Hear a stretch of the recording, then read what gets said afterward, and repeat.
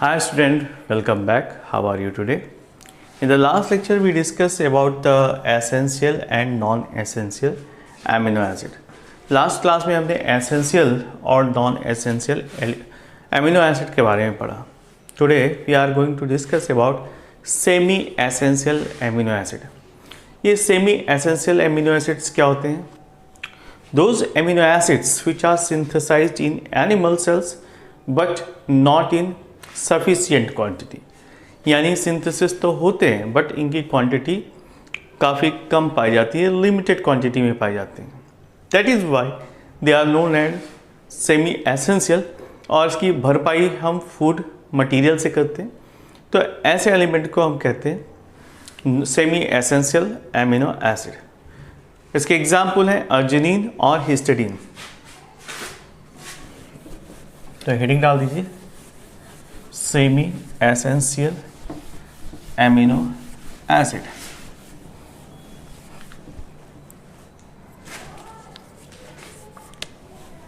Semi essential.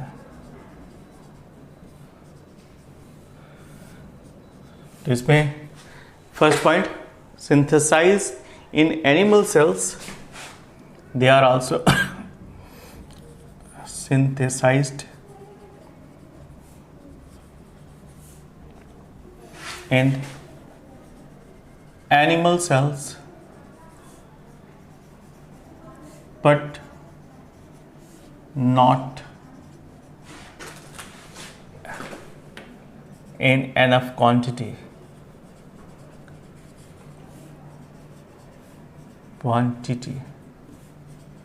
पाए तो जाते हैं लेकिन एनफ क्वांटिटी में नहीं पाए जाते. That is why the food stuff is required to complete such type of proteins. तो food stuff are required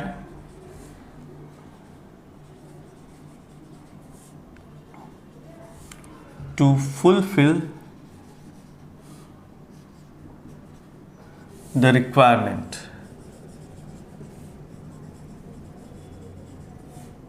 okay, इसको हम कहते हैं सेमी एसेंशियल. तो सेमी एसेंशियल का जो एग्जाम्पल है वो है arginine and histidine. Example arginine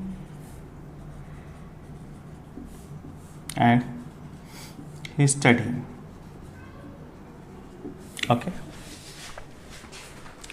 Next, the amino acids are amphoteric compound which exhibit both acidic as well as basic. तो दोनों ही प्रॉपर्टीज पाई जाती हैं, इसलिए इसको हम डाइपोलर या ज्विटर आयंस भी कहते हैं. खास बात यह है कि एमिनो एसिड में दो तरीके के रेडिकल्स पाए जाते हैं. COOH ग्रुप जो इसको एसिडिक बनाता है और इसमें NH2 ग्रुप भी पाया जाता है जो इसको बेसिक बनाता है. That is why the property of amino acid is like a dipolar. Okay, एक एग्जांपल बना के देखते हैं कैटायन एसिड सोल्यूशन और एनाइन एल्कलाइन सोल्यूशन का. ठीक है, तो this is the amino acid and it have both the group COO as well as NH2. तो ये जब कन्वर्ट हो, जब इसको हम रखते हैं किस सोल्यूशन में, एल्कलाइन सोल्यूशन, एल्कलाइन, तो ये इस तरह का बिहेवियर शो करता है. NH2, ठीक है, प्लस COO माइनस, तो यहाँ पर एनाइन जैसा बिहेव करता है, एनाइन. और अगर इसको एक एसिडिक सोल्यूशन में रखा जाए, एसिडिक सोल्यूशन, तो ये बिहेव करता है कैटायन, यानी यहां पर पॉजिटिव चार्ज आता है कैटायन. तो इट हैव डुअल प्रॉपर्टी, इसलिए इसको आइसोइलेक्ट्रिक पीएच यानी ज्विटर आयन के फॉर्म में कहते हैं, जो कि आइसोइलेक्ट्रिक चार्ज रखता है, दोनों ही positive and negative, okay, Twitter ion.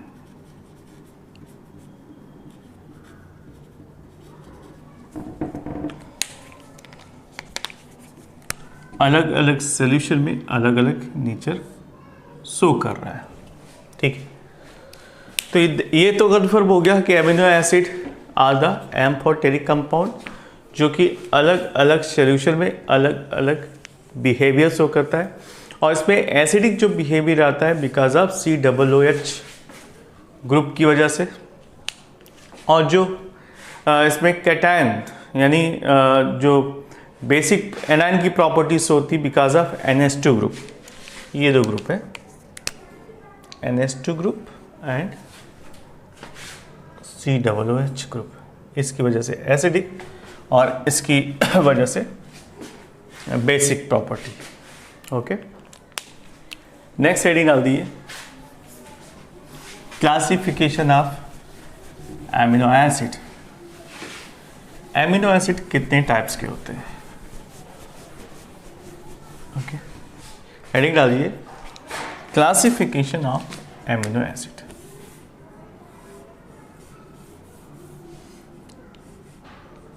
Classification of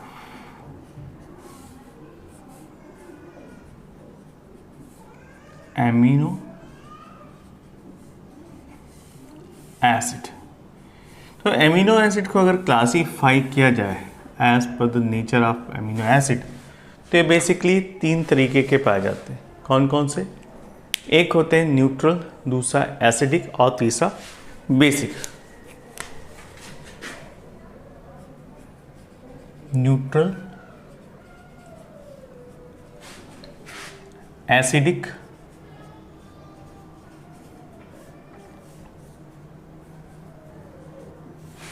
और तीसरा होता है बेसिक नेचर, ओके।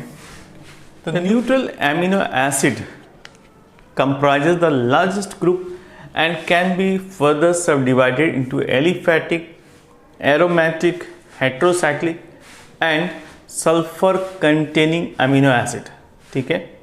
और they have all of them one amino acid and one carboxylic group each।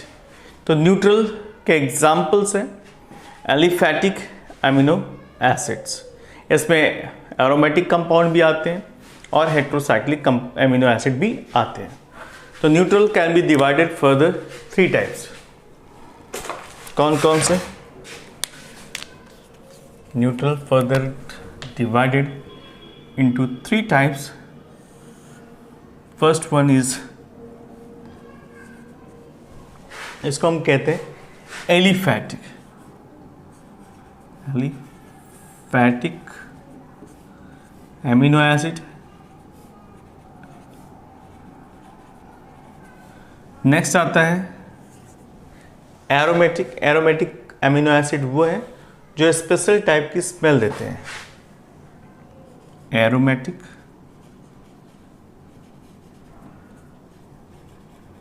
Amino acid. Now third is known as heterocyclic amino acid. Heterocyclic cyclic amino acid। तो aliphatic amino acid के examples हैं glycine और valine, ठीक है। Glycine and valine, ये example है। दूसरा, aromatic compound में आते हैं फेनाइल एनालिन, टायरोसिन और ट्रिप्टोफैन। इसके एग्जाम्पल है फिनाइल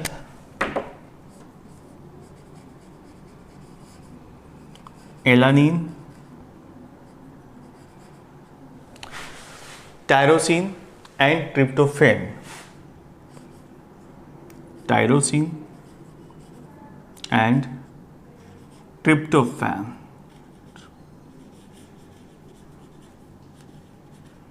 ओके।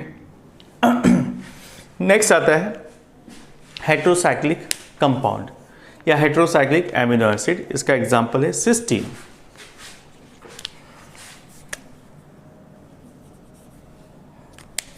Cysteine, alright. तो इस तरह से न्यूट्रल एमिनो एसिड को 3 हिस्सों में डिवाइड किया जा सकता है, एलिफैटिक, एरोमेटिक और हेट्रोसाइक्लिक। एसिडिक एमिनो एसिड का एग्जाम्पल है ग्लूटामिक एसिड। इसका एग्जाम्पल लिखते हैं glutamic acid.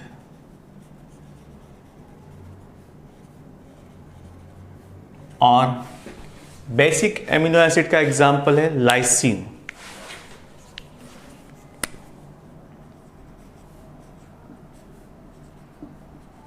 Okay, so this is all about the classification of amino acid.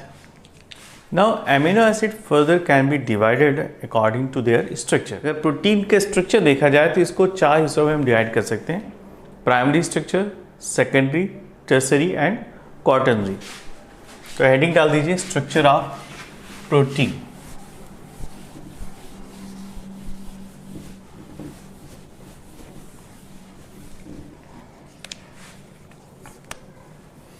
Structure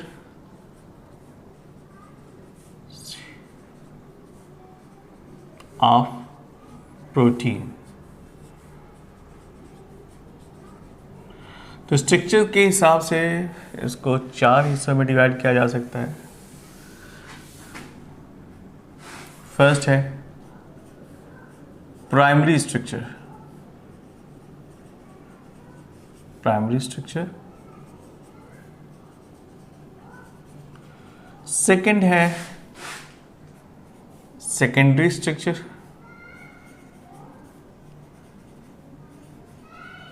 और तीसरा है tertiary structure.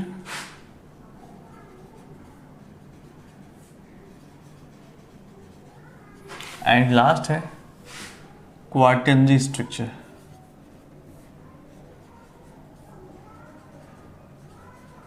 Okay, so what is the property of primary structure? The primary structure of protein is a straight chain of amino acid which is linked by the peptide bond, और इसी को हम कहते हैं primary structure of protein. Simple straight chain होता है जो आपस में पेप्टाइड बॉन्ड से लिंक्ड होते हैं, जुड़े होते हैं। This structure of protein is most unstable, आसानी से टूट जाते हैं, अनस्टेबल होते हैं। तो ये प्रॉपर्टी आप लिख लीजिए। फर्स्ट, स्ट्रेट चेन होता है,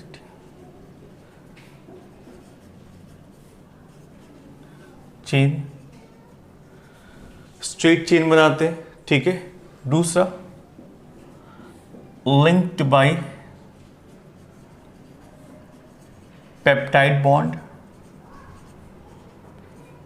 पेप्टाइड बॉन्ड। थर्ड, जो प्राइमरी स्ट्रक्चर होते हैं वो मोस्ट अनस्टेबल होते हैं, मोस्ट अनस्टेबल। दैट मीन्स ये आसानी से ब्रेक हो जाते हैं। Fourth point, newly formed proteins on ribosomes have primary structure, यानी जो न्यूली सिंथेसाइज प्रोटीन होता है एक्चुअली वो प्राइमरी स्ट्रक्चर कहलाता है। लिख लीजिए, newly synthesized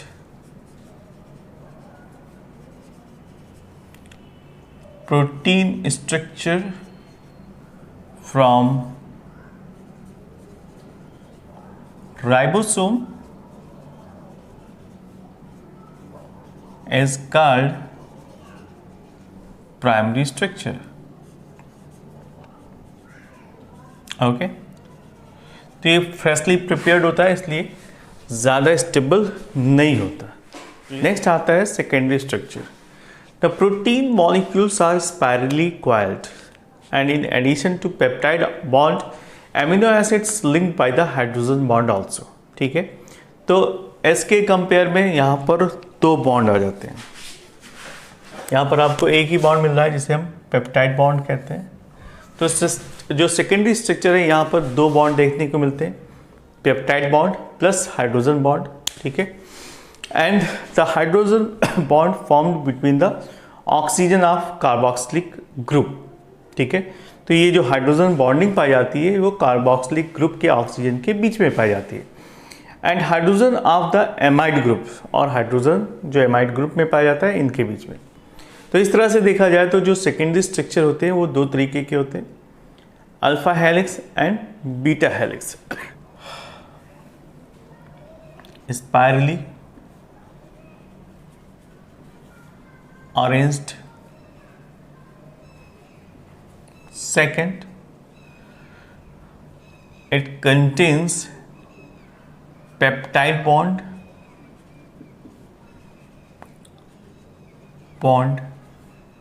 and hydrogen bond, ठीक है।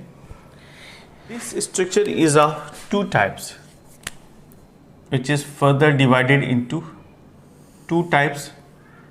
First is alpha helix,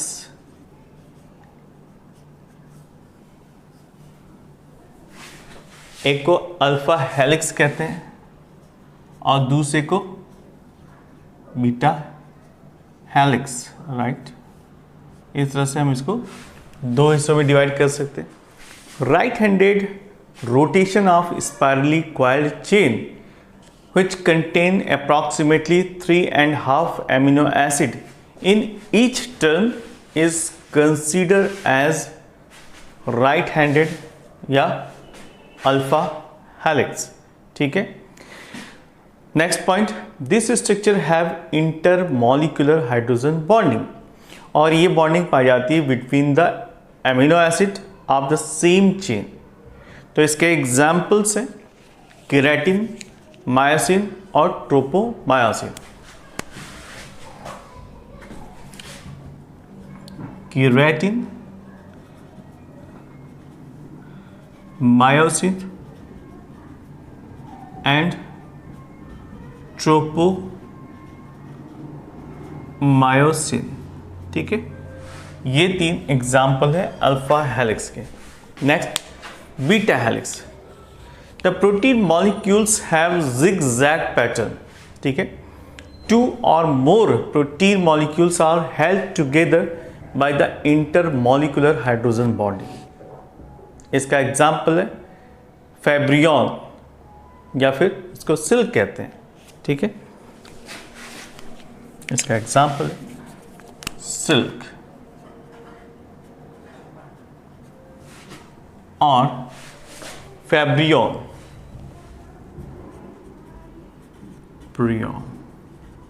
okay.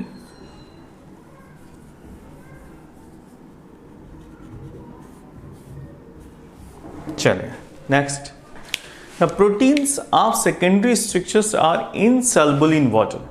ये पानी में घुलनशील नहीं होते, right. And the fibrous in appearance, इनका लुक कैसा होता है, फाइबर जैसा होता है। Keratin is a fibrous, tough, resistant to digestion, ये आसानी से डाइजेस्ट भी नहीं होते। स्क्लेरोप्रोटीन है। Hardness of keratin is due to the abundance of cysteine amino acid in its structure. तो केराटिन इतना टफ और हार्ड इसलिए पाया जाता है क्योंकि इसमें सिस्टीन गुड अमाउंट में पाया जाने वाला एमिनो एसिड है। ऑलराइट, नेक्स्ट आता है टर्सरी स्ट्रक्चर, ठीक है। Now in the case of tertiary structure, the proteins are highly folded and gives a globular appearance. काफ़ी राउंड सा स्ट्रक्चर बना लेते हैं, काफ़ी गुथे हुए महसूस होते हैं। फोल्डेड, हाईली फोल्डेड स्ट्रक्चर जो ग्लोबुलर अपीयरेंस देता है। Mostly are water soluble and this structure of protein have many bonds. इसमें टर्सरी स्ट्रक्चर में ढेर सारे यानी करीब 5 बॉन्ड्स पाए जाते हैं। वन बाय वन डिस्कस करते हैं। टर्सरी स्ट्रक्चर, इसको यहाँ लिखना पड़ेगा।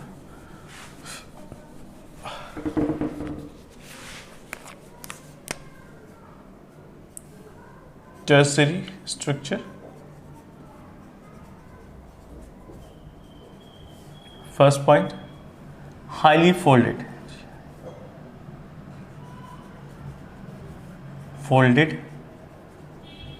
second the tertiary structure of protein is a globular in structure, globular in appearance.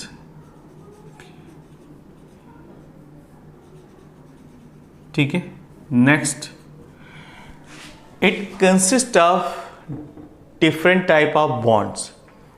ठीक है, तो प्रोटीन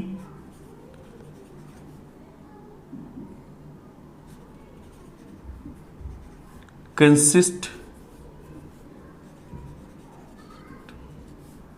फॉलोइंग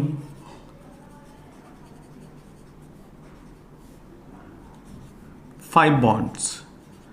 इनमें 5 डिफरेंट टाइप के बॉन्ड्स पाए जाते हैं. 1 बाई 1 लिखते हैं. पहला तो है इसमें पाया जाता है पेप्टाइड बॉन्ड, जो कि कॉमन है. First is peptide bond.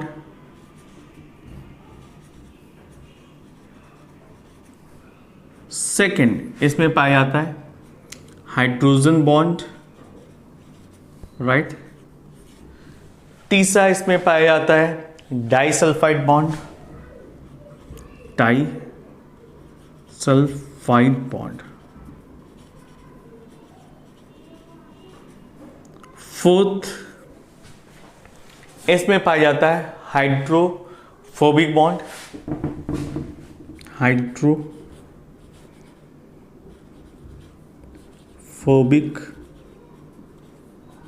Bond.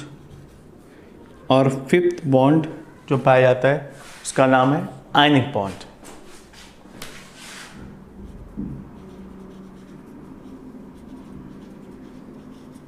So you can understand ये स्लाइटली कॉम्प्लेक्स होता है और इसमें बहुत सारे फोल्ड्स पाए जाते हैं और इसमें ये 5 बॉन्ड्स अवेलेबल होते हैं एक प्रोटीन के स्ट्रक्चर में. Okay, majority of proteins and enzymes which is found in the protoplasm exhibit tertiary structure. ज़्यादातर जो एंजाइम्स और प्रोटीन्स पाए जाते हैं प्रोटोप्लाज्म के अंदर वो टर्सरी स्ट्रक्चर को शो करते हैं. नेक्स्ट हेडिंग डाल दीजिए quaternary structures.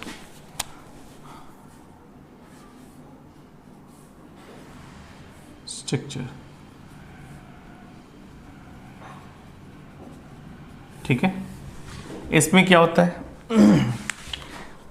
2 or more polypeptide chains of tertiary structure unite by different types of bond to form quaternary structure. इसमें 2 या 2 से ज़्यादा पॉलीपेप्टाइड चेन आपस में मिक्सअप होकर जो टर्सरी स्ट्रक्चर की है वो यूनाइट हो जाती हैं और बनाती हैं quaternary structure. Clear? Different polypeptide chains में भी सिमिलर और डिसिमिलर टाइप. जैसे कि अगर सिमिलर देखा जाए तो लैक्टिक डिहाइड्रोजिनेज पाया जाता है और अलग अलग देखा जाए डिसिमिलर चेन्स तो इसमें आता है हीमोग्लोबिन, इंसुलिन. ये क्वाटरनरी स्ट्रक्चर बनाते हैं. In the case of adult human haemoglobin consist of 4 सब यूनिट्स.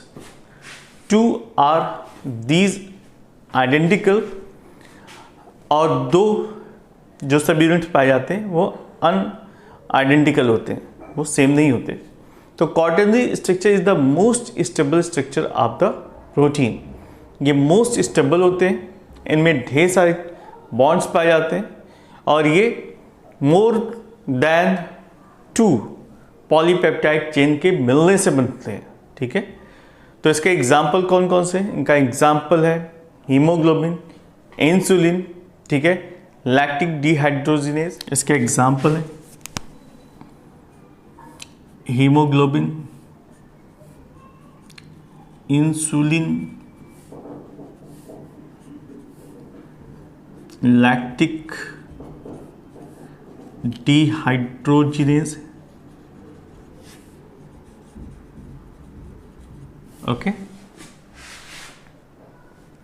लैक्टिक डिहाइड्रोजिनेज ये सभी एग्जाम्पल हैं किसके? क्वाटरनरी स्ट्रक्चर के. और ये सबसे मोस्ट स्टेबल टाइप का स्ट्रक्चर है जिसको हम क्वाटरनरी स्ट्रक्चर कहते हैं।